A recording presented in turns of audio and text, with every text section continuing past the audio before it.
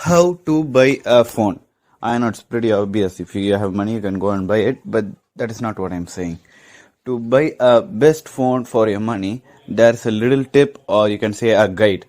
Yeah, it's very pretty simple, and make sure you watch this video till the end. And now let's get started. Horrifying! No, not this intro. Check the mic and make sure it sound right, boys.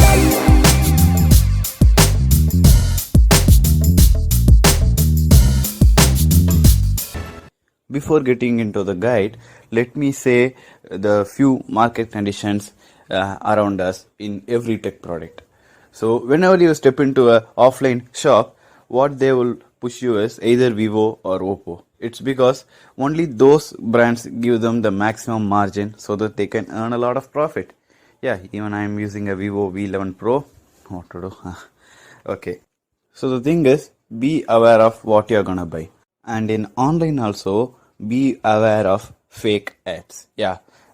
Usually, the some of them who doesn't, not that deep in tech will always fall for the number of cameras or, fancy advertisements like the cool T-Tab S4 Pro Plus. But that's a really fake scam. Yeah, I have made a video last year and it doesn't get any views. I know, that's my fate. So always don't buy in, EMI or no cost EMI options, because that is not advisable. Every phone's value start depreciating the second you buy it. So always don't go for any no cost EMI or any kind of, loan methods, because phones are one of the few items which, depreciates very quickly. So the tip number one is always have few phones in your mind. What I'm saying is, if you are going to any offline or online shop, make sure you have 2 to 3 phones in your mind, so that if phone A is not available, you can go buy the phone B which you want according to the availability of stocks. So keep in mind, always have 2 to 3 phones in your mind so that you can be happy with any of the phone if you buy it. For the tip 2, the ease of use. Yeah, if you're gonna buy phones for your parents or somebody who is elder, or even you have to have ease of use in using a phone. What I'm saying is, it shouldn't be too much complicated. So better go with stock Androids. That doesn't mean you have to compromise in other specs, but always make sure the software is the best thing. Tip number 3, brand value. Yes, if you are a brand addicted person, you have to make sure that you have enough money or the phone is capable for your priority. So always have a clear mindset in what brand you are going to choose. Let it be Chinese, non-Chinese or anything. But according to the current market situation of India, majority, almost 80-90% of the phones are from China or made in China. So you just can't be patriotic and cannot skip Chinese phones.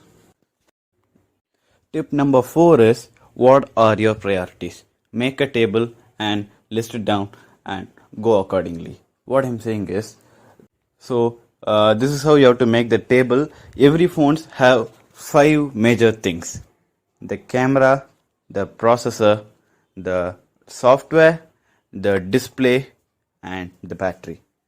So out of 5 of these, you have to choose which is the most important and which is the least important for you. But in common, I would say never compromise in displays, because end of the day, whatever you do, you interact with the display only. So always have the best display in your list. Before moving on to the final tip, let me say an advice. Yeah, an advice, which is, not every phone in this world is perfect. Either it will lack in battery or it will lack in something else. So don't, keep comparing the brands. There will be a lot of, online comparisons, which is not at all true actually. Final tip number 5, pricing. How much should you pay for a phone? Make sure you are clear in that first. Which is, for if you ask me, I would say paying more than 30,000 for a phone is not at all worthy. Completely waste. If you ask me, the better price range is from 10,000 to 30,000.